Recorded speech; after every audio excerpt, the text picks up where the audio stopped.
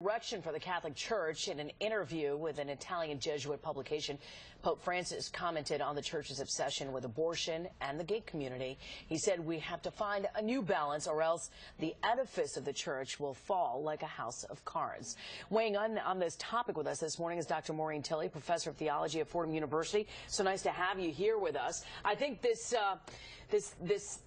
article, 1,100 words, but it was just eye-opening for so many people, because for the first time we're talking about gays, we're talking about divorcees, we're talking about abortion, things that have been dividing the Catholic Church. Your take? My take is that the Pope is trying to get Catholics to move back to what's central and to realize that some issues are less central than others. Not that they're not important, but that some doctrines are more basic than others. So, example, the role of Jesus is a little bit more important than specific moral issues. Well, he first talks about reform, and he talks about it changing the attitude. So is that the first thing that the Catholic Church has to do right now? He says that you can't change institutions unless you change the attitudes of people within the institutions, and that, for him, especially as a Jesuit, is a long process of discernment, and one in which he's going to really have great advisors whom he can trust. It's about striking a balance, and a lot of people are saying that the Church hasn't moved with modern times. Pope Benedict, a lot of people felt, really wasn't preaching to Catholics who are changing. And that's why the Church was seen growing in places like Latin America, Southeast Asia, places where they possibly follow the tenets a little bit more by the book. Mm-hmm. Do you feel that this is the change that people, especially Catholics that live in the tri-state, have been looking for?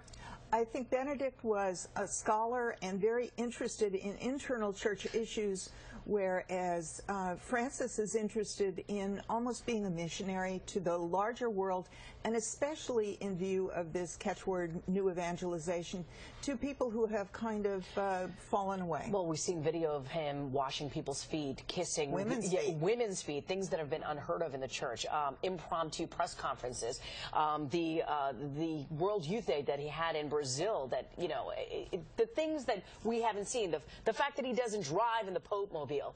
Is this a new wind that's blowing in the Vatican right now? I think it's opening the window to the rest of the world the way John the 23rd did, and John the 23rd in the 1960s is someone this Pope will canonize. Do you think that some things will change when it comes to topics like abortion, to gays, to possibly even priests getting married?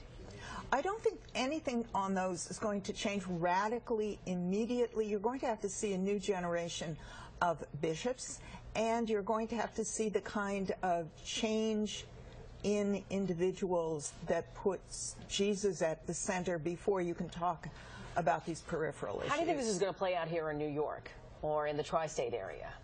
I think it's going to play out differently in different parishes, and whether people are coming to church or have not been in church, they may start to take a second look. We also learned candidly that he likes Dostoevsky, he admires Caravaggio and Chagall as painters, he adores Mozart and Beethoven, and his favorite movie, La Strada, from Fellini, which I found completely so surprising. Did you find, that he was able to, just sort of open himself up the way he has to be refreshing as somebody who has followed several papacies now and studied it?